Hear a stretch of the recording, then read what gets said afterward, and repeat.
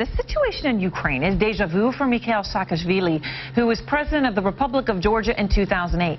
That was the last time Vladimir Putin used military force to occupy a former Soviet province. He's still in control of those two provinces, Abkhazia and South Ossetia.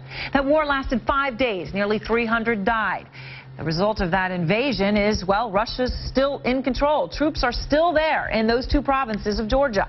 Out front tonight, President Saakashvili, he is in Kiev. He has been working with opposition leaders there. And great to see you, Mr. President. We appreciate your taking the time. Again, it's good to talk to you. You know Vladimir Putin. Nice to be back on your show. Thank you, sir. You know Vladimir Putin so well. He denies issuing an ultimatum to Ukraine. How far is he willing to push this? You heard Ben Wiedemann say not a shot has been fired. You told me on Friday you thought this could be a hot war. Well, I just had a long conversation with the head of Ukraine's security service, Valentina Livaychenko, and he indeed confirmed that there were multiple ultimatums coming from Russia, and he confirmed that Russians are preparing for some kind of attack on Ukrainian Navy that is surrounded in Crimea. And certainly the longer it lasts, the bigger it will get. Back in 2008, it's true that hundreds of people, some people would argue from both sides, when you also see Russian casualties, thousands of people were killed as a result of Putin's adventure in the invasion of my country. 500,000 of Georgians have become IDPs, Georgians of all origins, and we see all the same risk in Crimea. We have Crimean Tatars that don't want to live with Russian occupation. We have those people in Crimea who don't agree with Russian presence there, and certainly Vladimir Putin has blueprint for these people, and he applied it in Georgia: ethnic cleansing, occupation, and annexation of these territories, if he is allowed to get away with that. And ethnic cleansing is obviously a very serious word. Do you mean it in all of what that word might mean? Well, I mean, in Georgia, they did apply it. There are several waves of ethnic cleansing. Basically, the places they occupy in Georgia, one place, South Ossetia, is almost totally emptied of population. The other one has only 20% of pre-war population. So they cleansed like 500,000 people for a country of less than 5 million. It's a huge burden. And certainly the problem is in Crimea is that they have a big number of Crimean Tatars, the indigenous population that are totally pro-Ukrainian government, that don't want to live with Russian occupation. These people have been protesting very vividly, and certainly I think they are all in danger, as well as the other people that would not agree with Vladimir Putin. That's the problem we are facing there, and so I think the world has to act, because if the further it gets, it will get bigger. It will influence everything, starting from Syrian situation to financial markets. It will influence European situation. I'm sure if it goes like that, it will influence domestic U.S. politics. So it's really a big crisis that is looming and getting bigger with every hour. And Mr. President, when you talk about this getting bigger, and you say just moments ago that you're reporting that the Russian Navy has been surrounding the Ukrainian ships off the coast of Crimea, when you say get bigger, what do you think could happen? Do you think there's actually going to be shots fired? There's actually going to be tanks? There's actually going to be war? And if so, how quickly?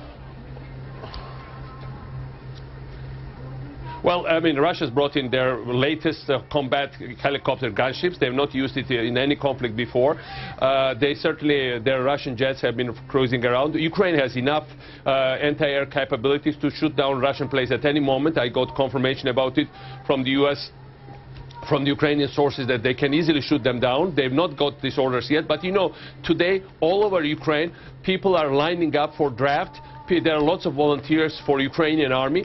After several weeks of total war propaganda on Russian media, now if you look at Ukrainian media, there is this big patriotic wave of really heroic people. Ukrainians are heroic people saying, well, first of all, they use word enemy about Russia all the time now.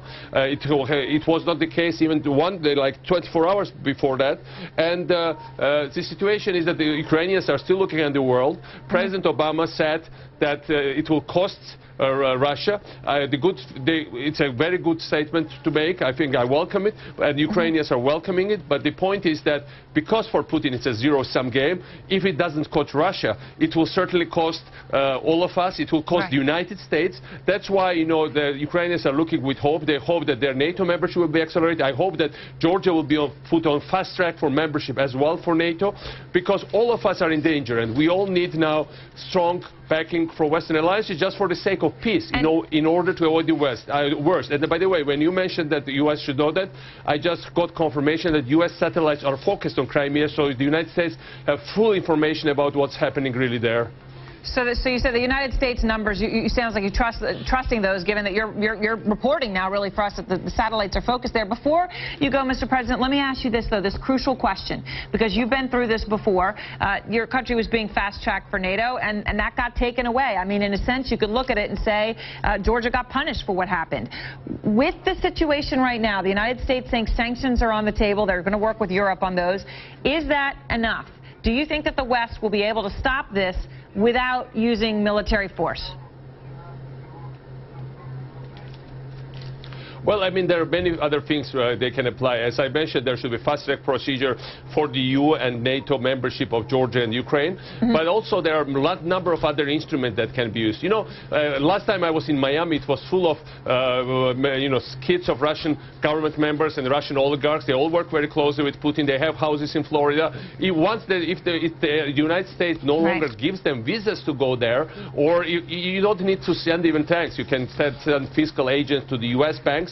And there are a number of other measures that the U.S. can apply at this stage to send very strong signal. You know, people are defecting for Putin, would defect from Putin if they see that, their bank accounts are closed, they can no longer go freely to the West. And, Russian, it's not North Korea, and it's not some other, pariah state.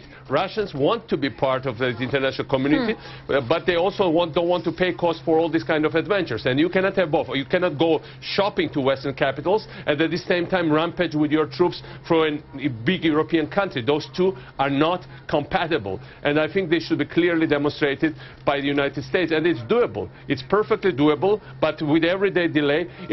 I heard the European Union say right things, and I think Secretary Kerry said very strong words: aggression and occupation. Now, what we need to see that the U.S. credibility is enforced here, because when the European Union says we need to de-escalate, it's not about de-escalation anymore. It's already escalated. It's about de-occupation. It's occupation situation here, and if you use the word, it should be applied to occupation rather just to de-escalation.